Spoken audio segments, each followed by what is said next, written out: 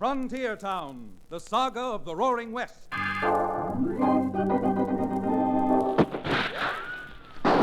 Frontier Town. El Paso, Cheyenne, Calgary, Tombstone. Frontier Town.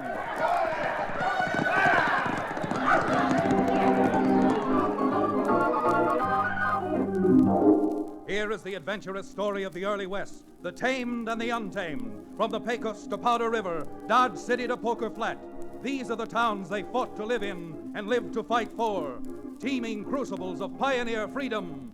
Frontier Town!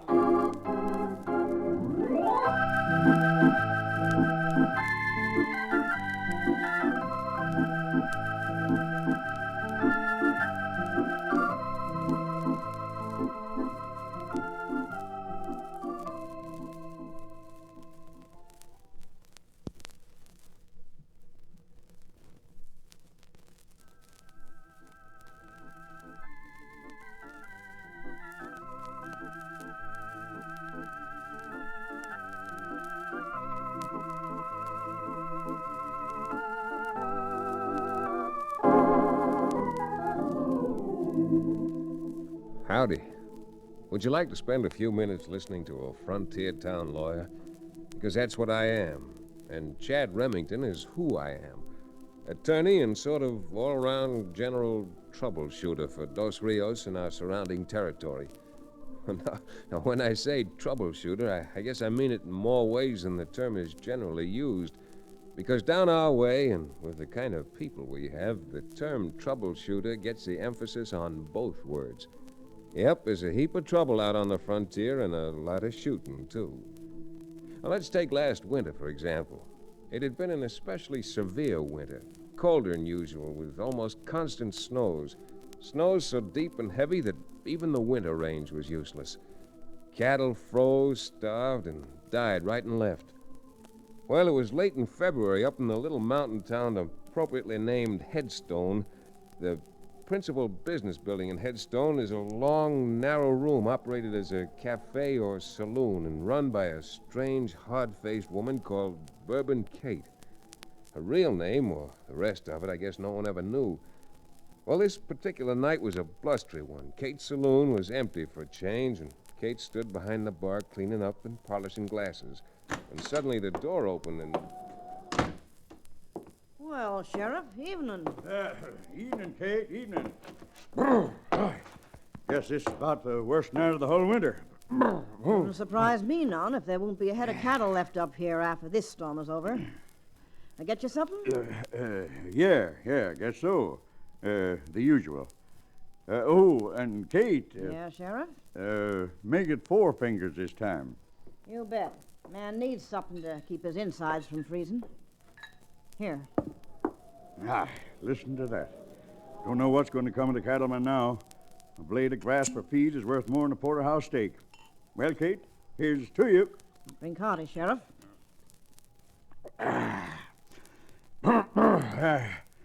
Worst part of it is there ain't a man among a lot of them that's got money enough to buy even a hatful of feed. Another one, Sheriff? Yeah, thanks, Kate. Don't mind if I do. Yes, sir. Rate we're going up here, Headstone would like to become a ghost town now. With the bank shaky like it is, where can the ranchers get help? Wouldn't surprise me none if the bank closed its doors before the month's over. Sheriff, I tell you, we ought to... Hey, looks like you got one customer, Kate.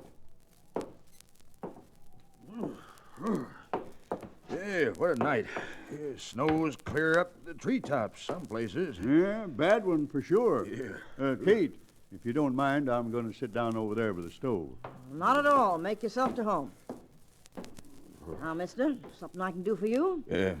You're Bourbon Kate, ain't you? That's my name. I'm Ben Madigan. Got a quarter section up in the Rimrock country up high. This storm just about ruined me. Well, you ain't alone, Madigan, believe me. I did manage to round up some of the yearlings and herd them into the barn, but, well, I ain't got no feed left. Not a stick of straw or a single green. Well, you can always buy a little feed. They tell me Josh Winter's store's got some left. Yeah, I know. I went to the bank to borrow a few dollars, but that cheap old Jasper turned me down. Cold. Yeah? Well, that's why I come to you. Me? You mean you want to make a touch? Yeah, I sure do, and I'll pay it back, believe me. Come summer, every last red cent. Well, I'm sorry, Madigan.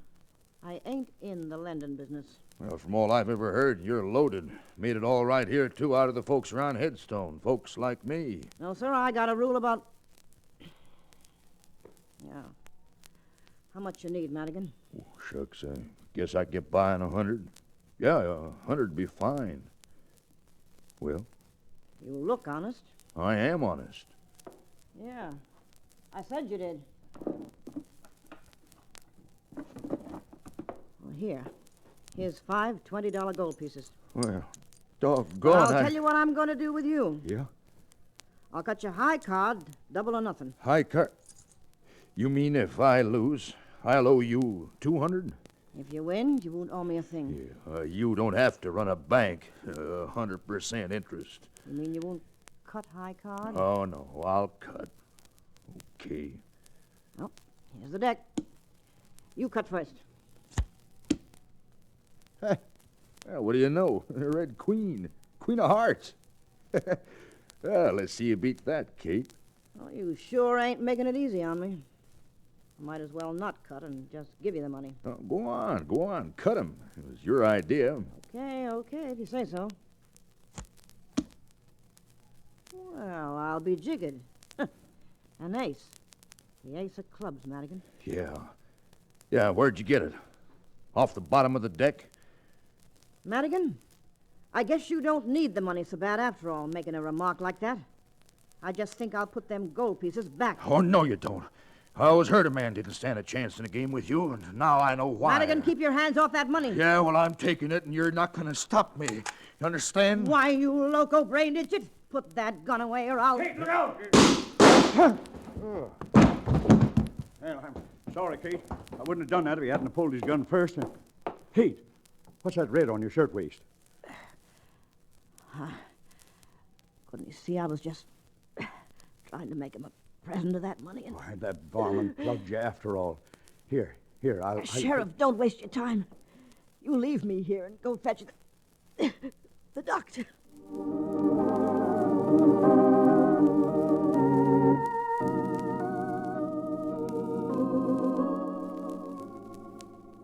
Ben Madigan was killed, all right.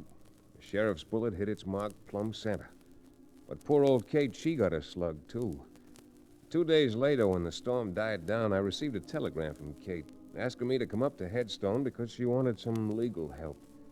It turned out it was her will that was bothering her. We didn't know that till we got there. That is, by we, I mean my landlord and sidekick, Cherokee O'Bannon, the former medicine man who now runs a livery stable over which I have my shabby little legal offices. Well, we wasted no time going to Kate's and seeing her. She looked tired, awful tired, and mighty old as she lay there, her face gray as ashes against the clean white pillowcase.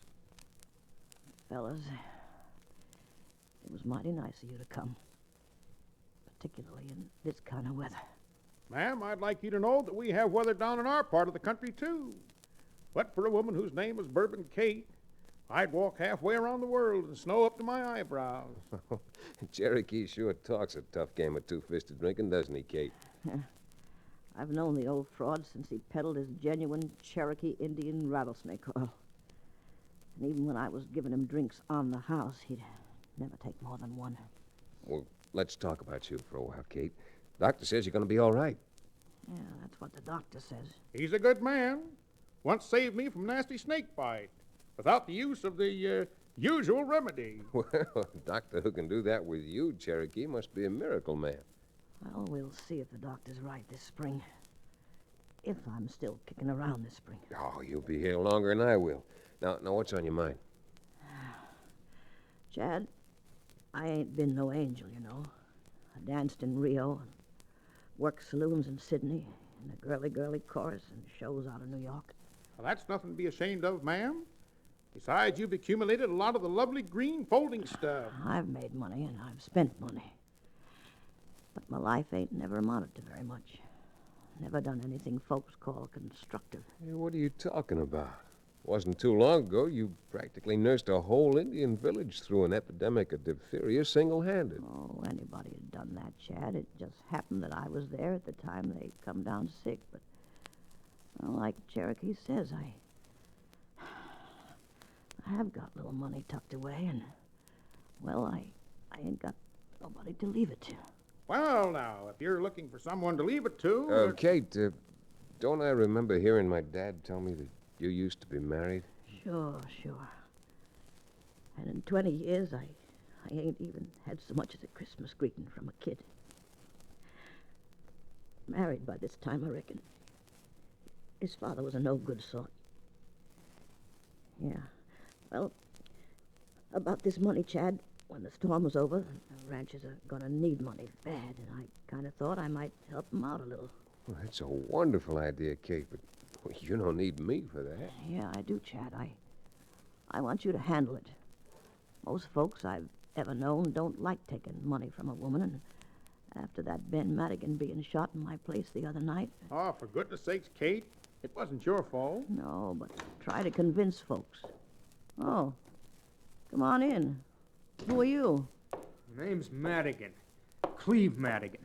There's no call for coming into a woman's room with a chip on your shoulder. Yeah? My father was killed in her place the other night because she tried to fleece him out of some money. Young fella, that remark calls for an apology. Don't, Chad. Let him be. Now, don't go try to help me, too. I'm full able to take care of myself, even though my pa wasn't. Mister, you're either going to have to stop yelling around here or get out. And fast. I'll get out when I've had my say. And I'm telling you this, you old harridan. The folks around this part of the country are mighty sick of you and your kind. And if you know what's good for you, you'll move along. Get out. Doggone you anyhow. Now I do want that apology, and this time I'm not going to wait for it. Let me alone. Take your hands off me. Now, look, are you going to apologize to Kate? Darn tootin' right I'm not. You're not getting no apology out of me, but you're getting this. You lame-brained young idiot.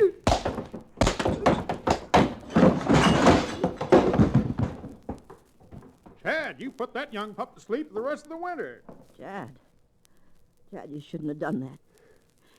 You shouldn't have done that. After the way he talked to you and about you? The boy was upset. He's upset right now after what Chad just did to him. Chad, that money I was talking about. Yeah? Because that Madigan boy's father was killed in my place. I want to see that the Madigan family gets help. Every bit of help. And with every last penny I got. Oh, but Kate, don't You're you... my lawyer, Chad, and as my lawyer, I'm giving you my orders. That Madigan family is going to get all the help money can buy.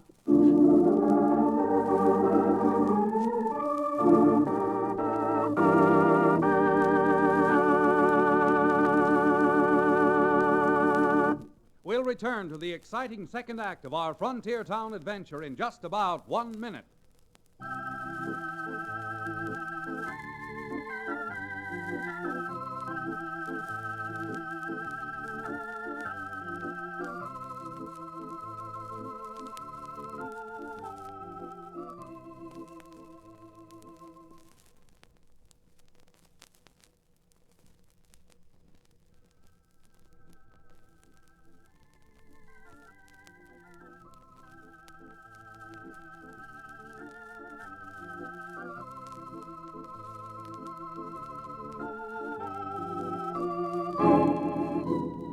And now, Frontier Town.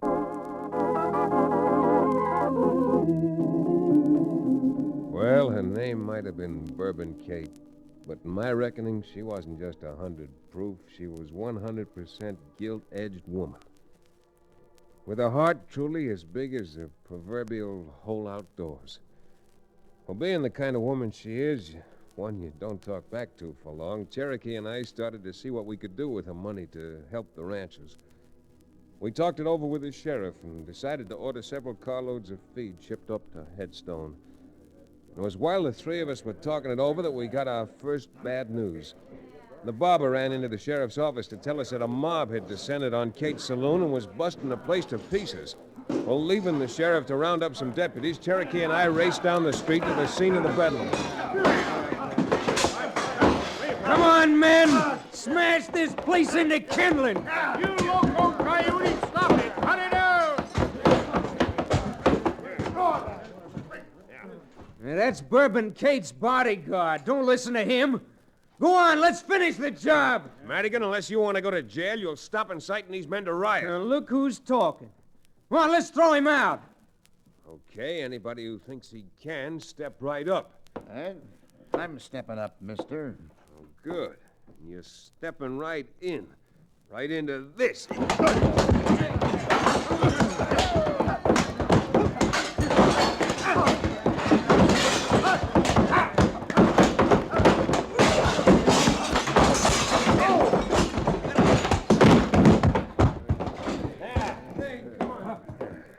Just in time, Chad. Here comes the sheriff and his deputy. Here, every darn one of you. You're under arrest. If you know what's good for you, you'll come along peaceable. My men have got orders to shoot, to kill.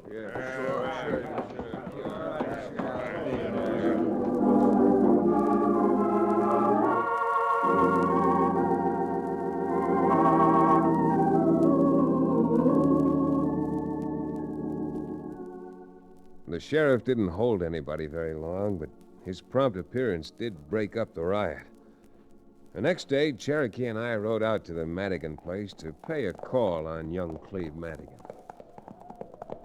Whoa there, boy.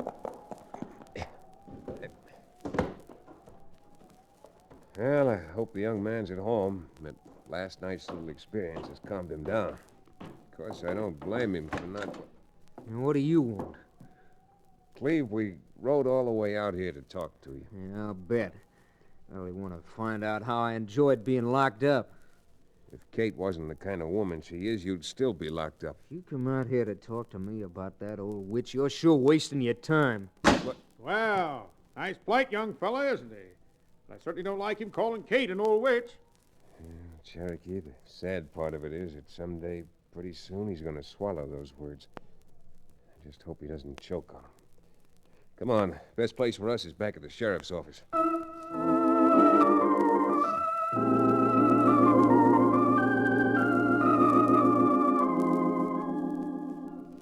Well, I guess you'll be pleased to know that the freight cars got through with the feed.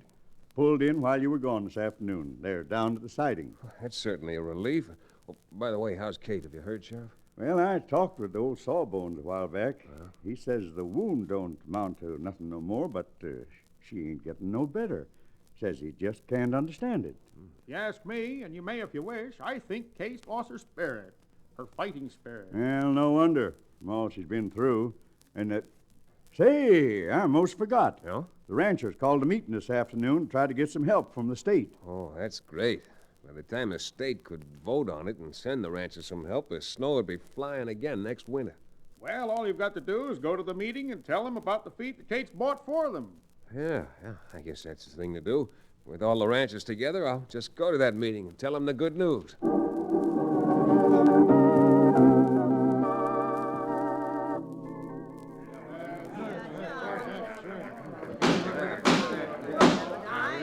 All right, folks. Quiet down now. Neighbors, I telegraphed a fella I know in the state senate.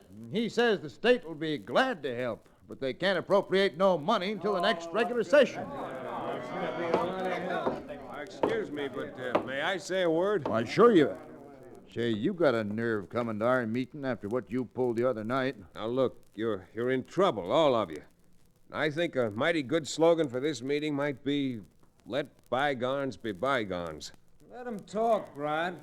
He's so full of hot air, if he talks long enough, he may melt off all the snow and we'll get some grass around here again. Cleve, that isn't a bad joke. I'm going to accept it as a joke. But I came to this meeting to tell you that at the Junction siding outside of town, there are 5 cars of feed. Sure, there are 5 cars of feed. And from what I hear, the feed was bought by Bourbon Kate and brought up here. And she's going to try to charge you $70 a ton. Now, wait a minute, Cleve. Oh, you're talking like a wild man. Are you trying to tell me that Bourbon Kate doesn't own that feed? No, I'm not, but you... If she thinks she's gonna squeeze blood money out of us, she's better off dead. And for one, I'm in favor of going down to the siding and putting a torch to those cars, just to show her what we think of her. Great day in the morning. What's got to you men? Haven't you got any list? Come on, men. At least we'll be warm around here for a while. Get some pitch torches and let's be getting down to the railroad track.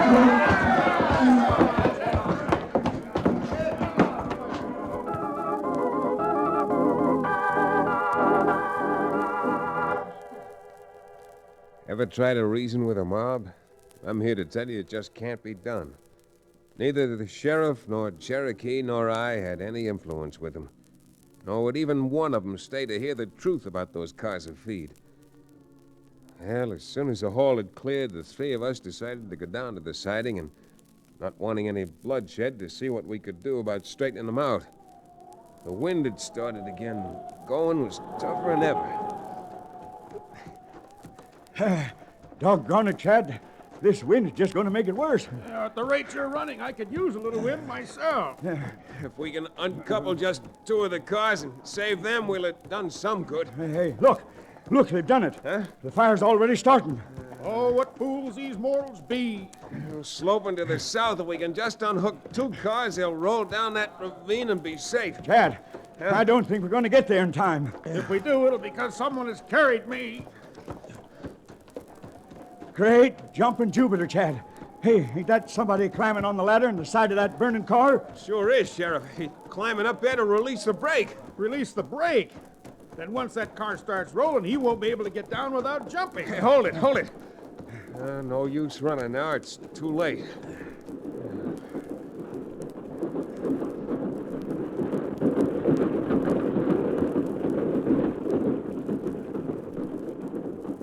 Chad, am I seeing things, or did you see what I saw? No, Cherokee. We saw it, all right. Yeah, that sure was a close one. You boys cut that car loose just in time. We didn't cut it loose. We didn't get here in time. Well, then who was it? That was Bourbon Kate who done it, Broderick. Yeah. And there she goes, riding that boxcar, probably to her death. Look at her roll. Not a good looking at that car does, because it ain't never going to make that curve. Merciful Providence, the car's tipping. It's going over now.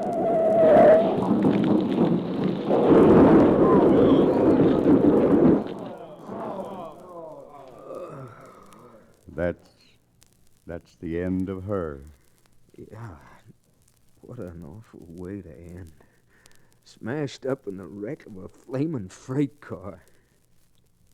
Son, come on back to town with me. You and I have a bit of talking to do.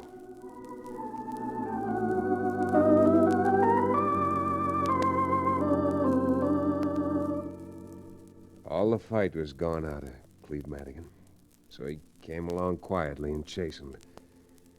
I thought the best place to talk to him would be in the room where Bourbon Kate had lived, so the four of us headed for there. I don't mind going with you, but what's the idea of taking me up to her place? Cleve, there's a letter here that I want to turn over to you. Wait. I'll open the door.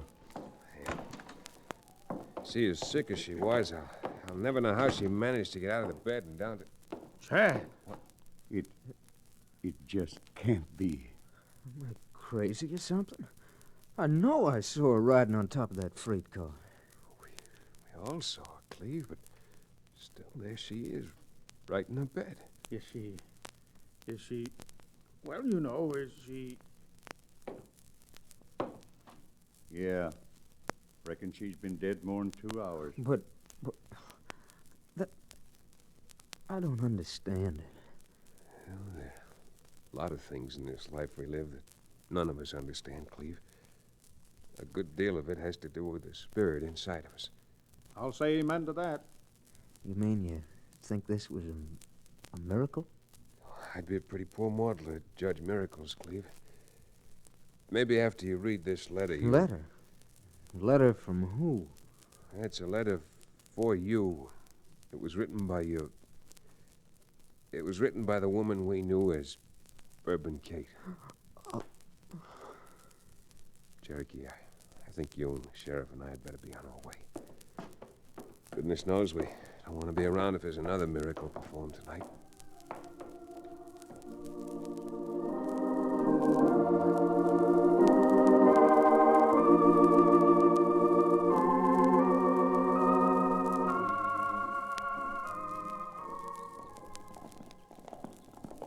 For the life of me, Chad, I still can't understand it. Shouldn't even try to, Cherokee. The important thing is that we were there to see that Kate's desires and her will were carried out.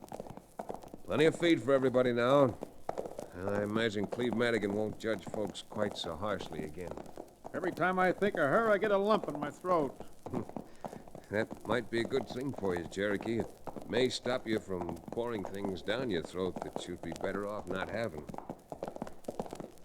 And look, if you don't mind now, I don't feel much like talking.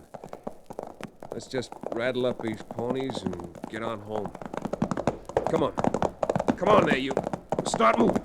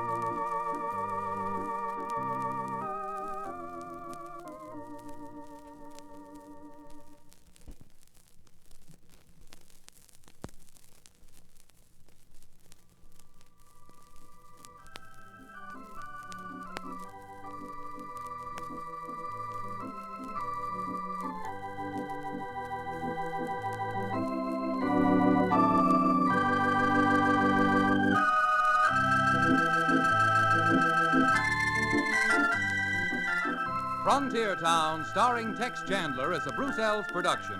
Supervision by Joel Murcott. Story and direction by Paul Franklin. Music written and played by Ivan Ditmars. Be sure to be with us again same time next week for another fine action-adventure story with your favorite young Western star, Tex Chandler. And now this is Bill Foreman telling you that Frontier Town came to you from Hollywood.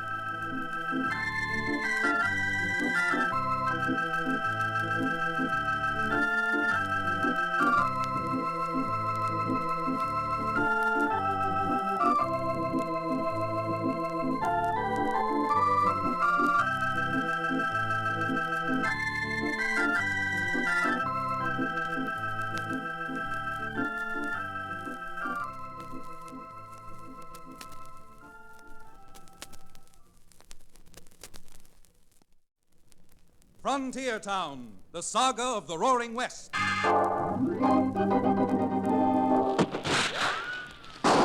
Frontier Town. El Paso, Cheyenne, Calgary, Tombstone. Frontier Town.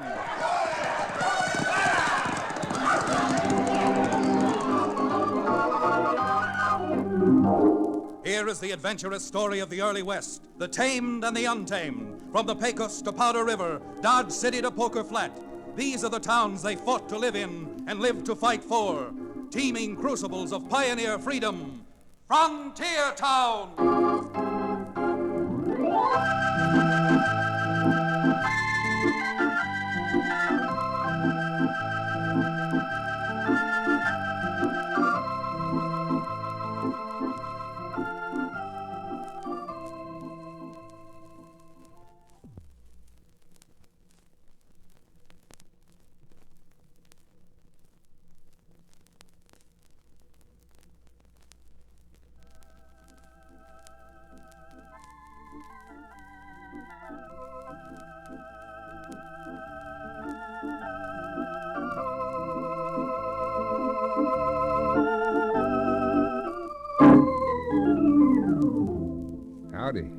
Chad Remington's the name.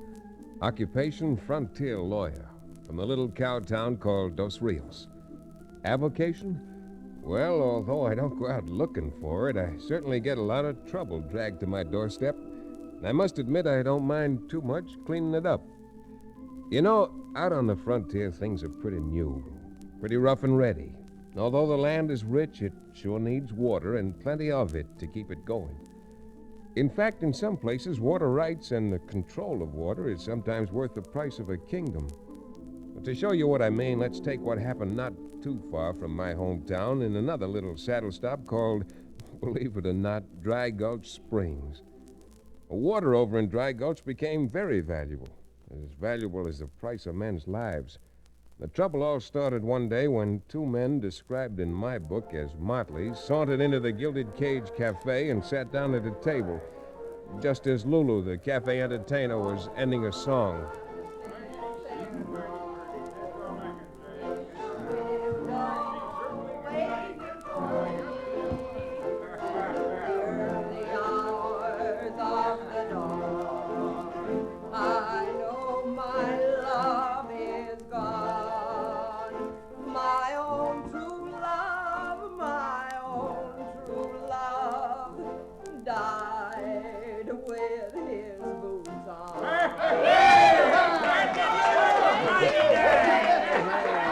Hey, Rick, it's a good thing we wandered in here. Now, Burke, what do you mean? That gal, that singer, we can use her. Well, I sure could. Look, knothead, I'm talking business. Oh, You go over and introduce yourself to Miss Lulu. yeah? Yeah. Then tell her I want to see her. I'll be waiting for both of you up at the shack. Oh, but boss, if I... Go on, do as you're told. I ain't got all day. I'll get moving.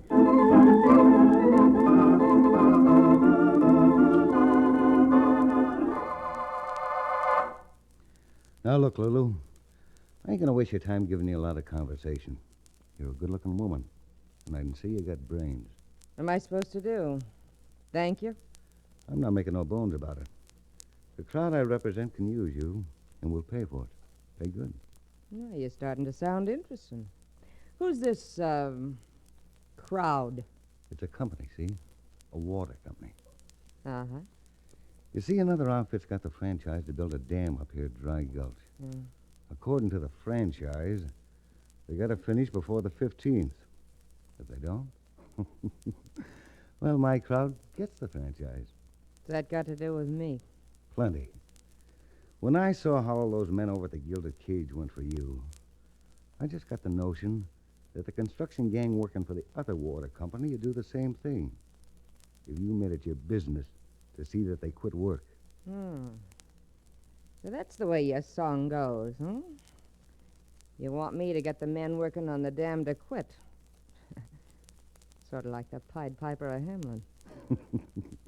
In this case, it might be the Pie-Eyed Piper. And you've got the pipes to do it. Mr. Burke, there's just one teensy little thing you haven't told me yet. What do I get out of this? Well, let's say 10,000? Let's say 30,000. It has a nicer ring to it. What are you trying to do? Hold me up? Better quit bargaining, Mr. Burke, because I've got an idea this other water company would pay me 50,000 for the information you've just given me. Why, you little... Has 20,000 got a nice ring to it, too? Well, it don't ring like the Liberty Bell to me, but... Okay. You just made yourself a deal. Now you're talking. Hey, Rick, give me a bottle of something and a couple of glasses. Lulu and me are gonna... Don't get nothing. Yet, Rick. This deal's not closed until I got 10% of that 20,000.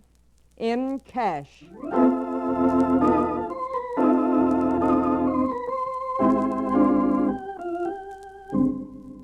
Well, as I said before, that's how it all started. The first that I knew of it, however, was when Jim Underwood, who had the franchise and was building the dam, let out a whoop for help that I heard all the way over to Dos Rios.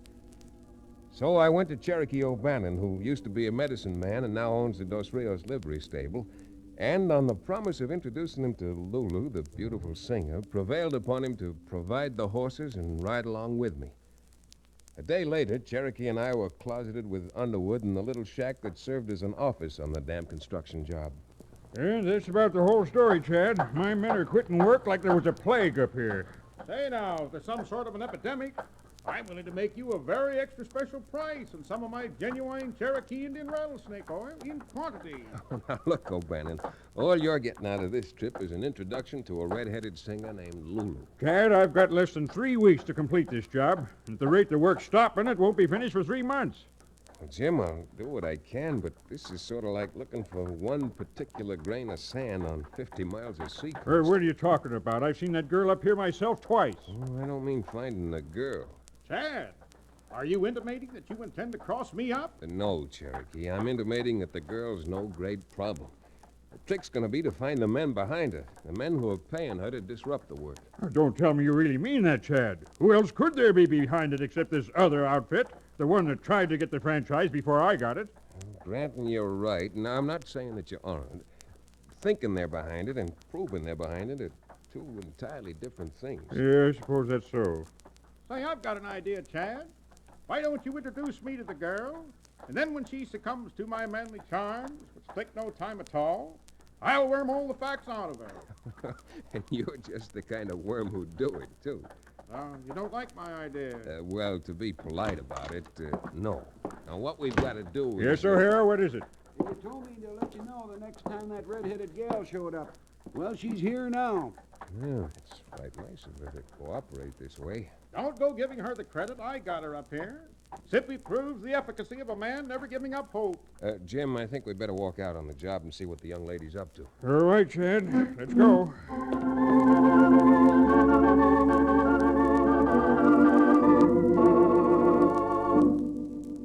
Well, it was about 100 or so yards from the office to the job itself, and the walk down there gave us a pretty good chance to observe Miss Lulu.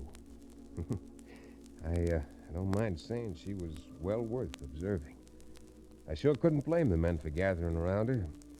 Her face was a little hard, but pretty. She was round in just the right places. I don't know if she spoke extemporaneously or not, but she certainly put up a highly convincing argument. They say the payroll was held up. Of course, they say the payroll was on that coat. Yeah, that gal's right. Why should we go on working if we're not going to be paid? Hey, listen, man, that's nothing but a bald-faced lie. Hey, you call me a liar, will you, Underwood? Why, you blast... Jim, look out! What's the matter with you men, anyhow? You all gone out of your heads? Mr. Underwood says the payroll's going to get here, then you're going to be paid. He's the man who should know. I don't know who you are, mister, but I agree with you. Mr. Underwood should know. That's the whole trouble with him. He doesn't know anything about what's going on. And maybe you can explain just how you happen to have advance information on the payroll being stolen. Information of that kind should be interesting only to a sheriff or another water company. That so? Well, which kind are you? A tin horn sheriff? Madam, if you'll pardon the formality, permit me to introduce myself, and then I'll introduce you to Mr. Remington. My name Cherokee, is... let's skip the social amenities and face a few facts. First, you want to know if I happen to be a sheriff, miss. Would it make any difference to you if I were? Yeah, it might. I don't think jail would be so bad if I had a good-looking, curly-headed six-footer like you to see that I was locked up every night. That's her a good one, Chad. She certainly... Oh, I guess it was at that. She was trying to make a fool out of you. Would that be so hard to do? Probably not. I'm probably foolish standing here and talking to you about something as ridiculous as this rumor you're spreading around here to stir up trouble. Rumor my eye. I'm telling you, boys, there'll be no payday for you. And I'm telling you there will be. Are you going to take this woman's word for it or believe Mr. Underwood? Now, look, man, you've been on this job 3 months or more, and you've been paid every week, haven't you? That's right, yeah. All right, then. Go on back to work. And if payday doesn't roll around, remember they got laws in this state to see that a man gets paid.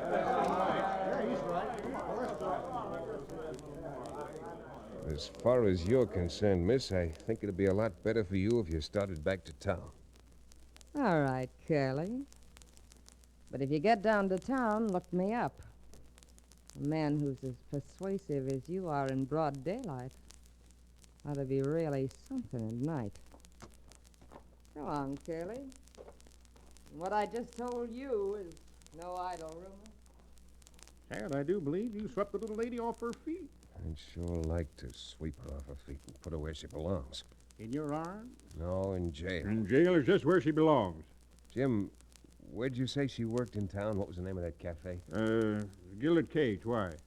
Because if you don't mind riding along with us, I'd like very much to go into Dry Gulch. See just what sort of birds actually flutter around inside the Gilded Cage.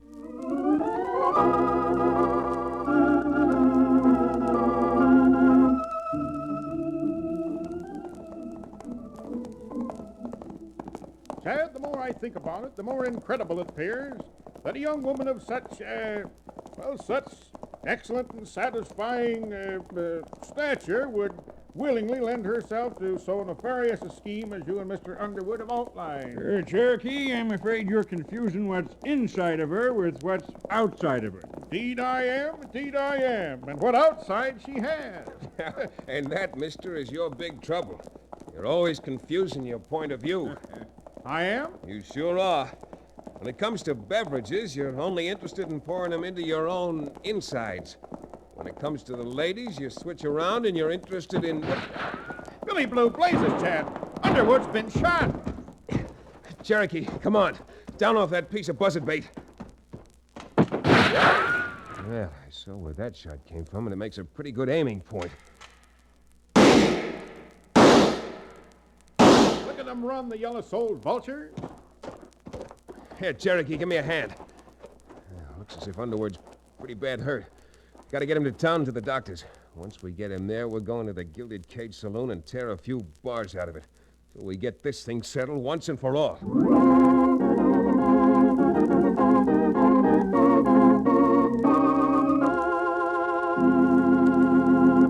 We'll return to the second act of Trouble is His Target, our exciting frontier town adventure, in just a few moments.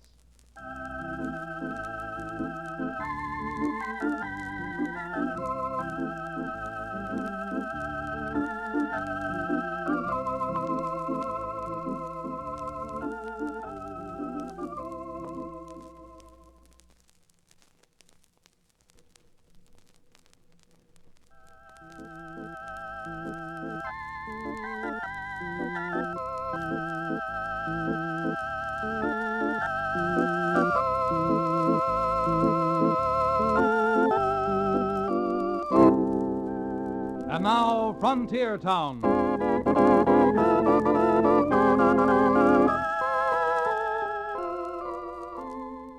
Well, as I said, a lot of troubles had dragged to my doorstep, and this one was about the worst yet. First, if Underwood's company lost the franchise and the other crowd got it, they would have had the ranches around Dry Gulch over a barrel. A water barrel, which would probably be worth its weight in gold. Second, although trouble is sort of a specialty with me, woman trouble is something I steer away from. And finally, it must have been a pretty low-down crowd of cutthroats to cold-bloodedly shoot Jim Underwood out of his saddle just because their little cooked-up payroll story had failed. Well, making as good time as we could with a badly wounded man across the saddle, Cherokee and I got Underwood to the doctor's in Dry Gulch and then set out for the Gilded Cage Saloon. It was quite a place. A lot of gilt and fancy paintings, faro tables, roulette layouts. Oh, it seemed to have everything. Everything, that is, but a sense of decency. Cherokee and I walked in and stood looking around the saloon. Quite a place, Chad. Quite a place. Quite a place. Ah, that's quite a bar. Isn't it, Chad, my dear old friend? Now, look, my dear old friend, don't you dear old friend me. We're in here on business. And their business is the dispensing of beverages. So I say, turnabout is fair play. Let's make a few purchases from their business, and then we'll set out on our... Nothing doing, Cherokee. With Jim Underwood almost dead, my mind's not on anything but our business. Come on. Say, bartender. Yes, sir. What'll it be, mister? Oh, for the time being, just a little information. Who runs this place and where can I find him? Dutch Altberg, he's the owner. His office is down there in the back. Anything else? Why, Cherokee, come on.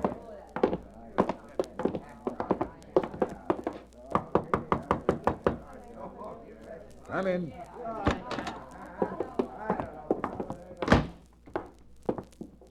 Yeah, boys. What is it? You, Dutch Altberg? I am. Well, my name's Chad Remington. My friend here and I are looking for a little information. What's on your minds? Well, you've got a singer working here, haven't you? A girl by the name of Lulu? So what? Well, that doesn't seem to quite answer my question. What's wrong with you? On the prod for trouble? Well, I'm in too much trouble now to be on the prod for any more. And we want to find out about this Lulu woman. Well, you're not alone. So do I. I'm afraid that answer's a little too cryptic for me. Does the girl work here or not? She did, but not anymore. Chad, she's flown the coop. Our little pigeon has flown the gilded cage. Cherokee, will you just take a deep breath and simply hold it? Well, what happened? Did you fire her? Will you fire a gold mine? Altberg, why is it so difficult to get a direct answer from you? Look, my friend, I don't hanker after that kind of talk, and I don't like that tone of voice. I don't care what you like or what you don't like. I'd like a few answers. Unless, of course, you got something to hide. You are on the prod for trouble, aren't you? I wasn't when I came in here. But if you think clearing your holster's the kind of answer I'm looking for, go ahead, scratch leather. You're pretty salty, aren't you? Just salty enough to skin you and put you away so you won't spoil. Now, look, Altberg. I didn't come in here for an argument, and I still don't want one. So get the hump off your back and behave. Let me tell you something, mister. Anytime anyone mentions that Lulu's name around me lately, I start seeing red. After all the money I paid her, she walks out, leaves me without even saying so long. Oh, where'd she go, do you know? 2 Jaspers come in here a few days ago, and one of them went back to her dressing room to talk to her. And I ain't seen her from that time to this. Who were they? Had you ever seen them before? Nope, but I'd sure like to see them again. You mean they were strangers? Yeah. It looked to me from the way they were dressed like they were railroad men or something. Railroad men? What do you mean? Oh, you know, wore laced-up boots and them hats with the narrow brims. You've seen fellas like that, haven't you, hanging around railroads? Chad, they sound like construction men. And construction men are the kind who'd want to get hold of that dam. You mean the new dam up in the hills? You just bet we do. With a little help from you, Dutch, we may be able to close my case and get your sylph-like soprano back for you. Now, come on, let's sit down and talk this thing over.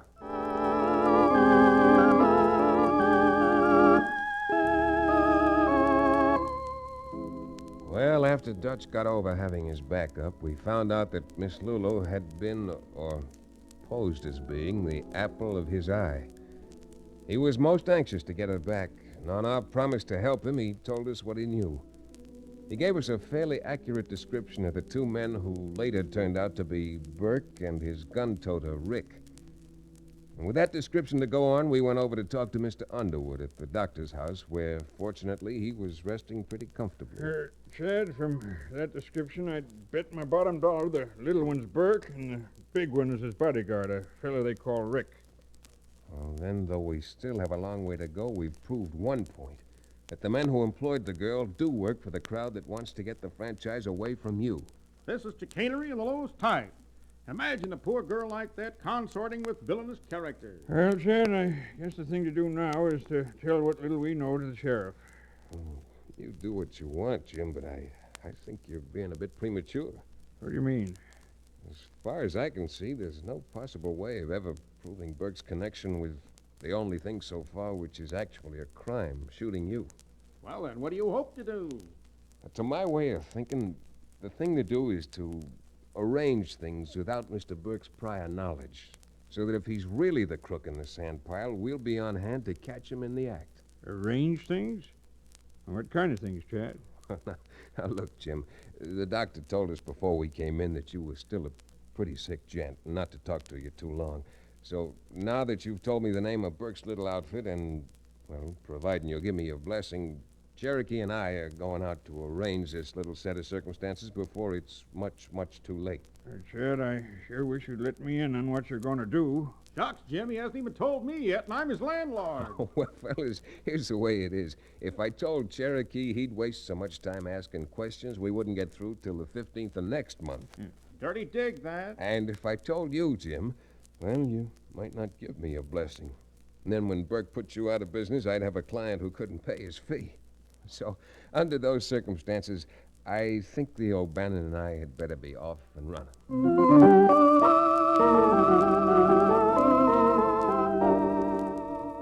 Well, if I sounded confident, I really wasn't inside. Or maybe I should have been like Cherokee, interested only in the outsides. Well, the idea I had was as loco as anyone had ever had. But knowing that if I turned Cherokee loose in Dry Gulch, he'd find Miss Lulu if she were within 500 miles of the town, I turned him loose, with instructions and with a message. Lulu, a woman of your fragile beauty needs a man around, a man like me to protect her. Go on. Tell me more. Well, a man to protect you. I already told you that, didn't I? Yes, you did. Sounds like a speech you might have learned. A speech, you say? Let it go, let it go.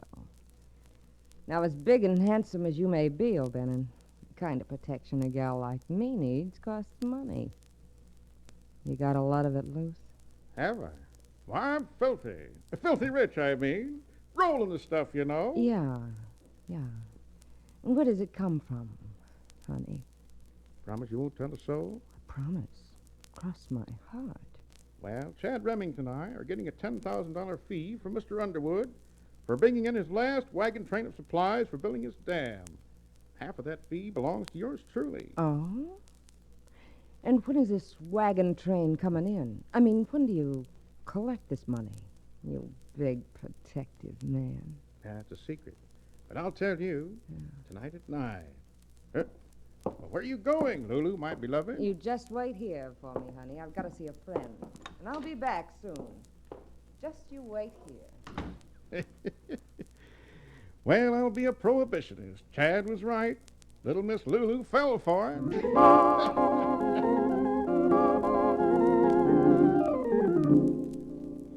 Little Miss Lulu sure did fall for it. She thought Cherokee was just a big chump, and I'm here to tell you he's far from it. He got away with that bit of acting and made it stick. Now, while Cherokee was playing Mr. Moneybags to Miss Lulu, I was out on the other part of the mission. I rode 20 miles and back and arranged for the wagon train.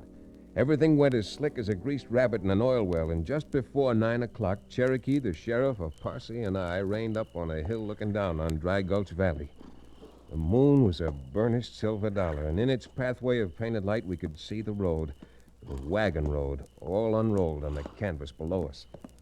You see anything, Sheriff? For you, Chad? Road looks deserted to me. Well, the wagon train will be here on the dot, don't you worry. But I do see something in that chaparral down there. From here, it looks like a man called Burke and a dozen gunslammers. And I do believe there comes the wagon. Well, in that case, we ought to be hearing a few reports from other sources almost any... All right, Sheriff, Burke's falling for it. Let's get to riding. That's it, boys. Now let's go get him.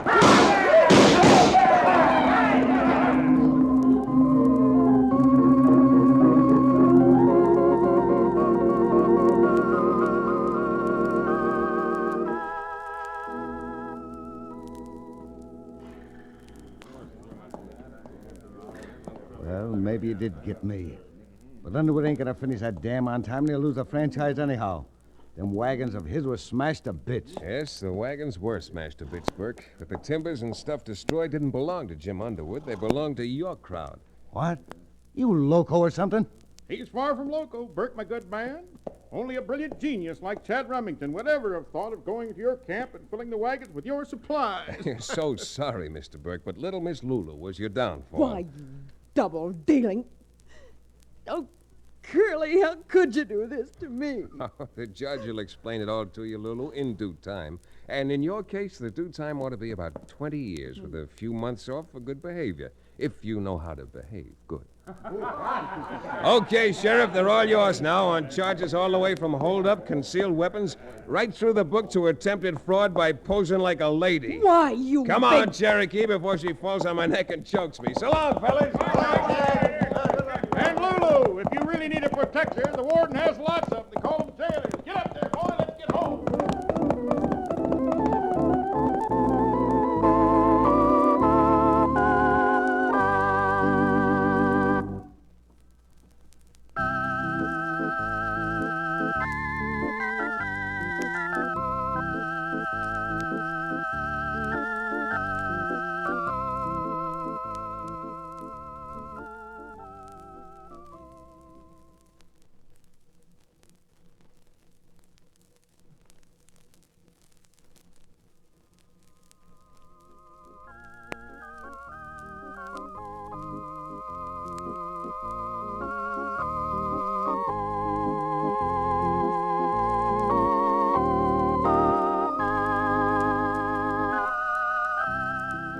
Frontier Town, starring Tex Chandler and featuring Wade Crosby, is a Bruce Ells production.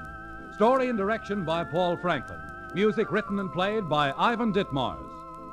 Be sure to be with us again same time next week for another fine action-adventure story with your favorite young Western star, Tex Chandler.